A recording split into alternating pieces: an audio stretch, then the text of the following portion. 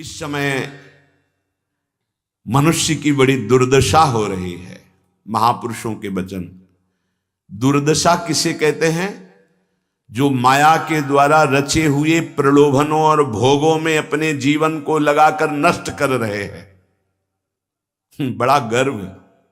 सर्दी का समय है और एक चैन पड़ी है सोने की, तो यहां तक की बटन खुली है, क्योंकि उसे खोल के दिखाना है कि हम सोने की चैन पहने हैं।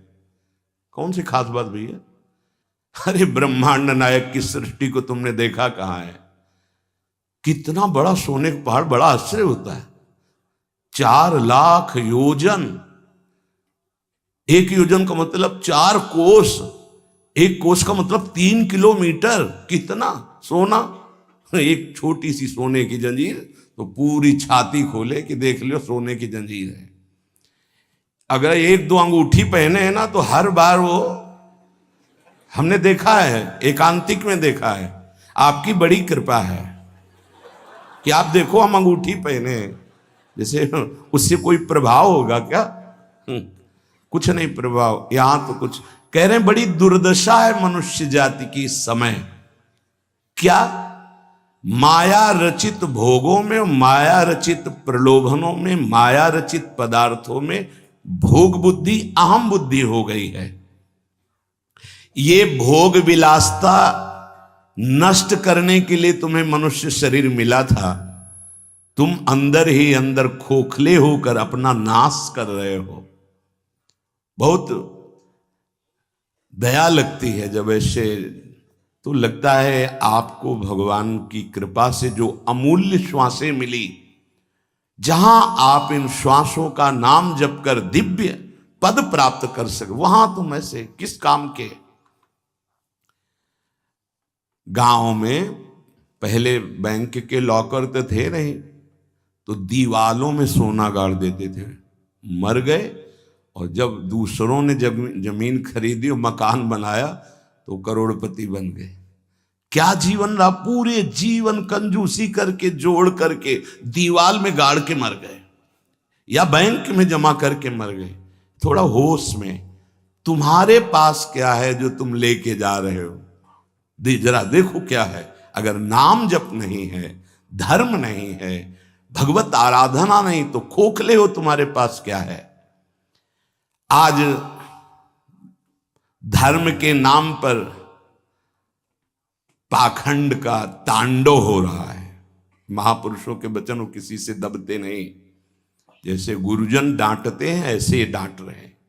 आज धर्म के नाम पर पाखंड का तांडव हो रहा है।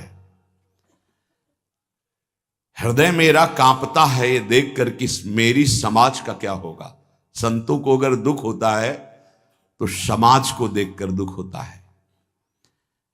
प्रभु पर विश्वास नहीं, शास्त्र का स्वाध्याय उस पर श्रद्धा नहीं, और संतों का शासन नहीं, मनमानी केवल कर्म।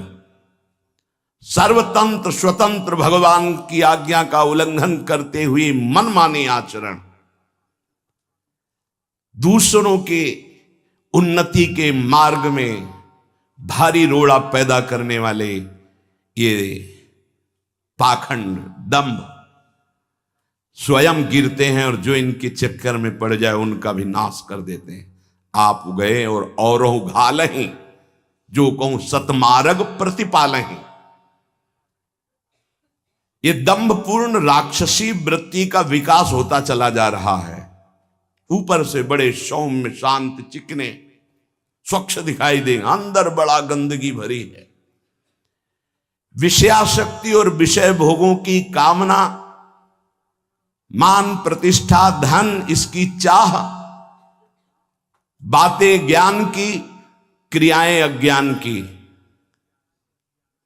बातें परम पद की, आचरण नरक जाने की।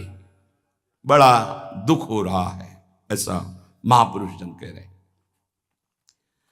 बाहरी सभ्यता बहुत जोर की, आंतरिक सभ्यता का नाश हो चुका है। बाहरी सुंदरता बड़ी जोर की, रंग लेके गालों में लगाते हैं।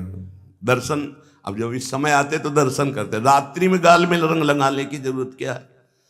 संत दर्शन के लिए आए हो तो तुम्हें यहां गाल में, तुम्हारे लाल गाल कौन देखेगा? अरे यहां लाडली लाल के गाल देखने वाले भाई, ये जो नगर है वृंदावन प्रेम नगरी है, यहां लाडली लाल के कपोल देखने वाले हैं।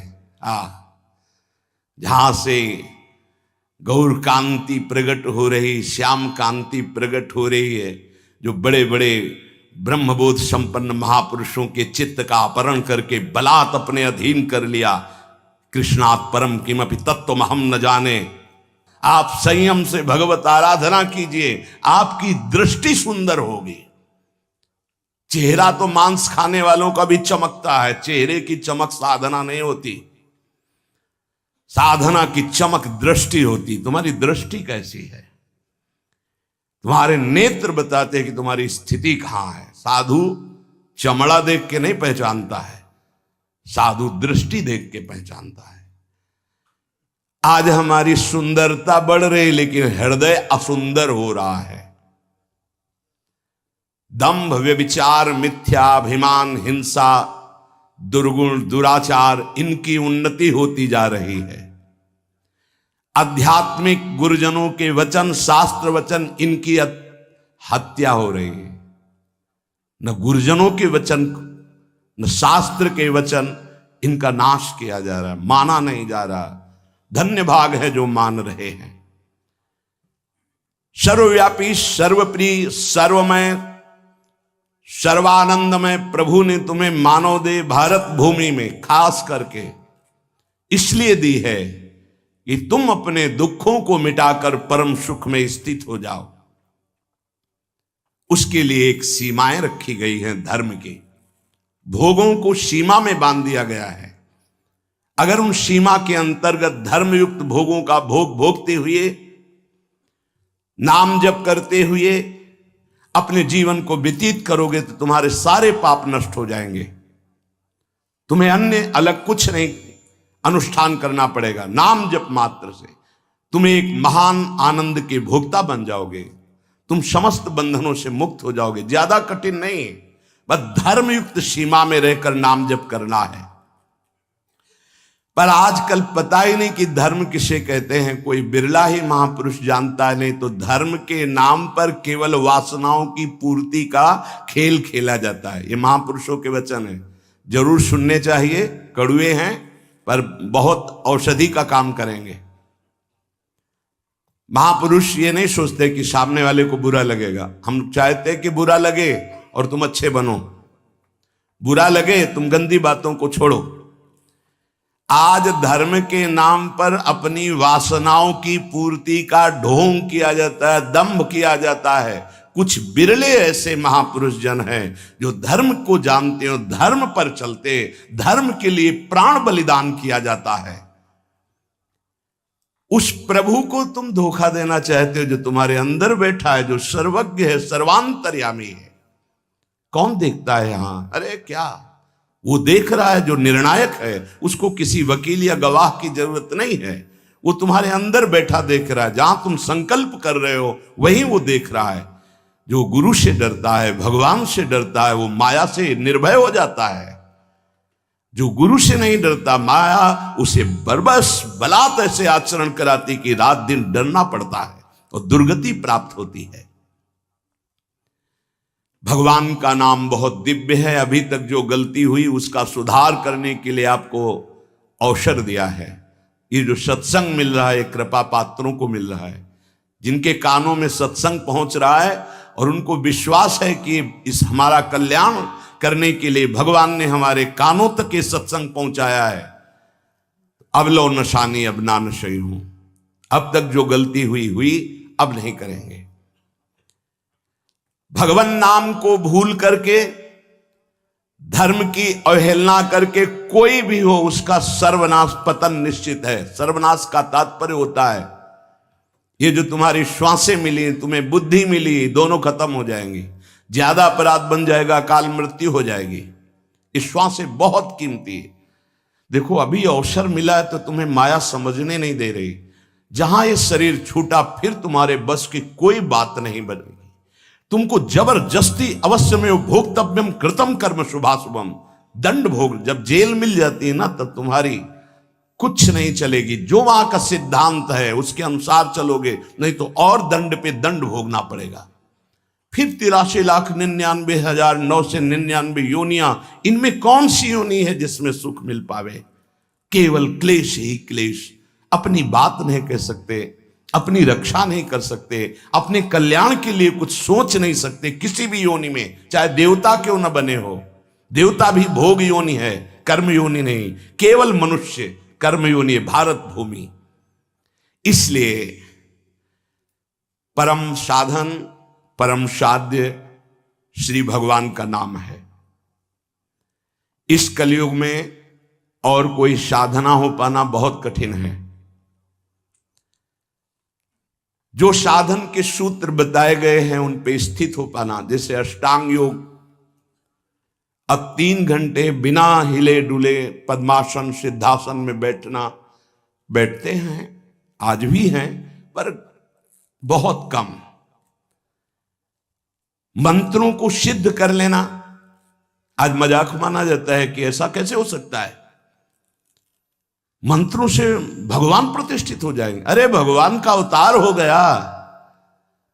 राम जी की प्राण प्रतिष्ठा में तुम्हें ऐसा लगता है कि कैसे ऐसे हो सकता है? तो राम जी जब प्रकट हुए तो मंत्रों से ही हुए।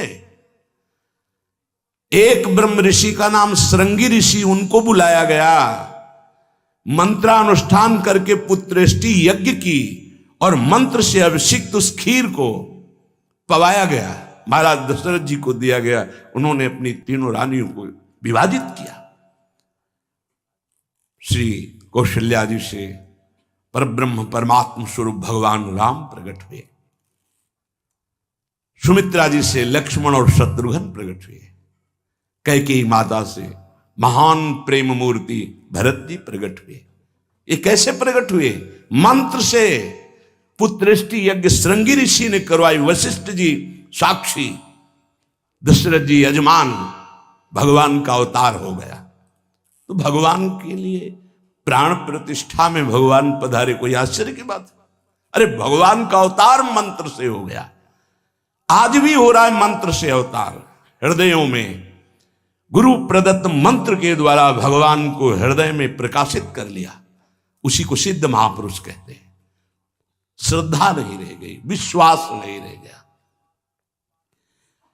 सबका परम कल्याण करने के लिए एक बात सिद्ध है, मान लीजिए, नाम। ये नाम और मंत्र में भेद है, भेद होते हुए भी अभेद है। भेद ऐसा, मंत्र को पवित्र अवस्था में गुरु प्रदत्त जपा जाता है, गुरु प्रदत्त होना चाहिए, पवित्र अवस्था, और उपांश और मानसिक ही होना चाहिए, वाचिक नहीं। और मंत्र जाप से स्वरूप जागृत होता है। नाम के लिए अपवित्र या पवित्र का कोई भेद नहीं है। नाम अगर गुरु से नहीं मिला है और आप नाम जप कर रहे हो तो वो गुरु मिला देगा। नाम जप का सबका अधिकार है, जहां से सुनो, जो नाम प्रिय लगे, सबका परम मंगल करेगा। नाम महामहिम है, उठते बैठते चलते फिरते सोते जागते सब। नाम आगे का कार्य पूर्ण करा देगा। नाम गुरु मिला देगा, मंत्र दिलवा देगा, स्वरूप बोध करवा देगा, ये सब आगे का कार्य। नाम सबके लिए महामंगलदायक है। मैं बड़े जोर के साथ कहता हूं, अपने अनुभव की बात कहता हूं, अपने जीवन की बात कहता हूं कि जो कुछ प्राप्त हुआ सब नाम से प्राप्त हुआ। ऐसा गोस्वामी जी भी बोलते हैं। बस हम कुछ सावधानियां बता रहे हैं। नाम जापक अगर इन सावधानियों को कर ले तो बहुत जल्दी नाम सिद्ध हो जाए। पहला, हम जिस प्रभु के नाम का जप और कीर्तन करते हैं उसके अनन्य हो जाएं। अनन्य, ये खास बात है। पहली, जो नाम जप करते हैं उसके अनन्य हो जाए। उठते बैठते सोते जागते वही नाम हमारा जीवन बन जाए। बस ये बहुत खास बात है, इसलिए जल्दी इस पे स्थित नहीं हो पाते। जो लोग ये कहते हैं कि मैं तो बहुत से नाम जपता हूं, तो उनको गुरु कृपा प्राप्त नहीं हुई अभी। देख लेना, जिस दिन गुरु कृपा प्राप्त होगी तो आप समिट जाओगे। गुरु कृपा प्राप्त होने का ये प्रभाव होता है कि वो गुरु प्रदत्त नाम और मंत्र में अनन्य हो जाता है, हो ही जाता है, स्वाभाविक हो जाता है। पर जिसको नाम सिद्ध करना है उसको उस नाम के अनन्य होना होगा। जो नाम कीर्तन करते हो, जो नाम जप करते हो, उसके अनन्य हो जाओ। एक ही परमात्मा है, उसके नाम अनंत है, लेकिन अनंत नाम नहीं जपे जा सकते। नाम एक ही पकड़ो और जो पकड़ो उसके अनन्य हो जाओ। जिह्वा से वही तुम्हारे स्फुरित होने लगेगा। दूसरा, नाम की महिमा है। कितना भी बड़ा पाप किया जाए और नाम जापक का कुछ नहीं बिगाड़ सकता, भस्म कर देता है नाम पाप को। इस बात का भरोसा करके पाप करना, ध्यान दीजिए, नाम की महिमा ऐसी है, पक्का है, पर नाम की महिमा का भरोसा करके पाप करना नाम सिद्ध नहीं होगा। आपके हृदय की अशांति दूर नहीं होगी, चिंता दूर नहीं होगी, आपको अविश्वास हो जाएगा नाम जप में। प्रभु के नाम का सहारा लेकर के पाप नहीं करना। हां, भूल हो जाना और पाप करना, इसमें अंतर है। हमसे भूल हो गई, हमसे गलती हो गई, तो कोई और प्रायश्चित करने की जरूरत नहीं, वो नाम जप ही सब पाप नष्ट कर देगा।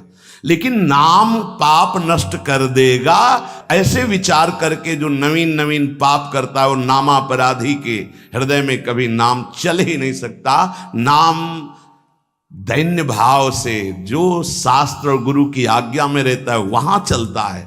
नाम चिदानंद है, भगवान है, कोई केवल शब्द मात्र नहीं है। नाम की ओट में पाप जो करते हैं वो बड़े नामापराधी हैं, तो नाम उनका मंगल कल्याण करने के लिए जो समर्थ है वो हृदय में नहीं चलेगा, विक्षेप पड़ जाएगा, नाम छूट जाएगा, जीवन बर्बाद हो जाएगा। इसलिए नाम की आड़ में कोई पाप ना करे। भूल से गलती हो गई, पूर्वाभ्यासवश गलती हो गई, तो और कोई प्रायश्चित की जरूरत भी नहीं है, नाम अपने आप पावन कर देगा। तीसरी बात, अपने आराध्य देव के नाम के बदले में कुछ भी लेने की तैयारी मत कर लेना, नहीं घाटा हो जाएगा।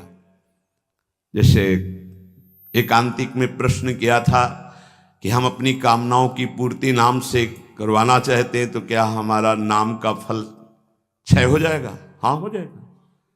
रुपया है, आपने उसको खर्चा कर दिया, और अगर आपने खर्चा नहीं किया तो उसका ब्याज मिलेगा, और ब्याज खर्चा करोगे तो मूलधन जमा रहेगा। तो जो भगवत भजन करने वाले चतुर सुजान होते हैं वो मूल को कभी खर्चा नहीं करते। क्या मूल का खर्चा? जो हम भजन कर रहे हैं मुझसे के बदले में कुछ नहीं चाहेंगे, तो ब्याज क्या होगा? नाम आपकी व्यवस्था अपने आप बढ़कर करता रहेगा, जो आप मांगना चाहते थे उससे बढ़कर। आप देख लेना, पहले नाम को तो एकत्रित करो। जब नाम रूपी धन एकत्रित हो जाता है तब बिना चाहे आगे से आगे भारी व्यवस्था होती रहती। सही पूछो तो केवल रोना आता है। इतना प्यार कौन कर सकता है प्रभु के सिवा? कैसे आश्चर्य में, सर्वाश्चर्य में, कैसे तुम्हें वो वाणी की सामर्थ्य नहीं कि वो प्यार बताए। जो महापुरुष भगवान के समान है, सच्ची मानिए, व्यक्त अव्यक्त, वो आके दुलार करते हैं उस उपासक को जो केवल भरोसा ले लिया है प्रभु का, कोई कामना नहीं और नाम जप करता है। व्यक्त अव्यक्त महापुरुष आके दुलार करते तो एकांत में केवल रोना आता है कि प्रभु मुझ अधम पर इतना कैसे प्यार। ये सब ब्याज में हो रहा है, मूल तो आपका नाम धन जमा ही है। व्यक्त अव्यक्त महापुरुष दुलार करते हैं, बलिहार निहाल कर देते हैं प्रभु। अपने आराध्य देव के नाम के बदले में कुछ भी लेने की तैयारी मत कर लेना, क्योंकि बहुत घाटा हो जाएगा। जैसे महामणि के बदले में कांच लेने वाले को क्या कहा जाएगा? मूर्ख। ऐसे ही नाम जप के बदले में माया जनित कोई भी सौदा ले लिया तो घाटा हो जाएगा। एक तरफ नाम तुम्हारा है, एक तरफ संसार की भोग सामग्री नहीं चाहिए, पीछे पड़ी रहेगी। हर सुविधाएं आपके पीछे पड़ी रहेंगी।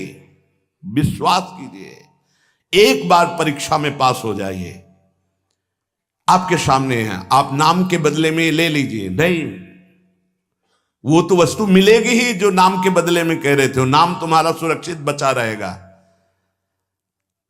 अरे कुबेर भी जिनके एक सेवक हैं, लक्ष्मी भी जिनकी दासी हैं, उन प्रभु की बात कर रहे हैं। उन प्रभु को अधीन करने वाला नाम है, उसके बदले में कुछ लोगे तो घाटा हो जाएगा। ये बैठा लो तो बोले हमारा काम कैसे चलेगा, कृपा से सब अपने आप व्यवस्था हो जाएगी, आप चिंता मत करो। नाम जापक की लौकिक पारलौकिक सब व्यवस्था का ठेका स्वयं भगवान लेते हैं। योगक्षेमम वहाम्यहम। एक साधारण आदमी कह दे कि जाओ आज से निश्चिंत रहो, मैं तुम्हारी देख लूंगा सब व्यवस्था, तो तुम निश्चिंत होने लगोगे। अनंत ब्रह्मांडों का सर्वज्ञ सर्वत्र सर्वशक्तिमान कर तुम अकर तुम अन्यथा कर तुम परमात्मा बोल रहा है। अनन्यश्चिंतयन्तु मामे जनाः परिपासते तेषां नित्याभियुक्तानां योगक्षेमं वहाम्यहम्। और तुम विश्वास नहीं कर रहे, तुम अपने नाम को बेचना चाहते हो। ईश्वर के नाम रूपी धन का संचय करने वाले को पाप नष्ट करने की भावना भी नहीं सोचनी, अपने आप नष्ट हो जाएगा। आग जला दी तो अंधकार और शीतलता दोनों अपने आप प्रभाव से नष्ट हो जाएंगे। तुम्हें मांगने की जरूरत नहीं कि हे अग्नि देवता आप अंधकार को नष्ट कर दें, शीतलता को नष्ट कर दें। ऐसे ही नाम जापक की दरिद्रता, अज्ञान, अंधकार, ये सब नष्ट हो जाता है। विश्वास कीजिए, परम धन जिसके पास नाम है वो भगवान को खरीद लेता है, औरों की तो बात ही क्या। सुमिर पवन सुत पावन नामू, अपने बस करी राखे रामू। भगवान को अधीन कर मान जाओ हमारी प्रार्थना। पाप नष्ट करने का भी विचार मत सोचिए, वो अपने आप नष्ट हो जाएगा। चौथा, अपने आराध्य देव के नाम से बढ़कर और कोई साधन मान लेना, तभी नाम छूट जाएगा। हमारे सेवक जी महाराज ने वृंदावन बाद में आए, पहले वृंदावन प्रकाशित कर लिया गढ़ा जबलपुर में। वो लिख रहे हैं, श्री हरिवंश नाम हमारा जीवन सर्व सुखधाम परम मंगल सर्वस्व प्रदान करने वाला है। श्री हरिवंश नाम नित कहो, नाम प्रताप नाम फल लहो, नाम हमारी गति सदा। हरिवंश नाम बिसरे न छिन, श्री हरिवंश सहाय भल। हरिवंश हरिवंश हरिवंश। तो आचार्य आ गए, निज मंत्र दे दिया, वृंदावन प्रकाशित हो गया, नित्य विहार लीला में प्रवेश हो गया, सब नाम से हो गया। तब आए वृंदावन। अपने परम प्रीतम के नाम के आगे फिर कोई साधन नहीं। अगर किसी अन्य साधन में महत्व बुद्धि हो गई तो नाम छूट जाएगा। नाम सिद्ध करने के ये उपाय हैं, बहुत बड़े महापुरुषों के वचन हैं।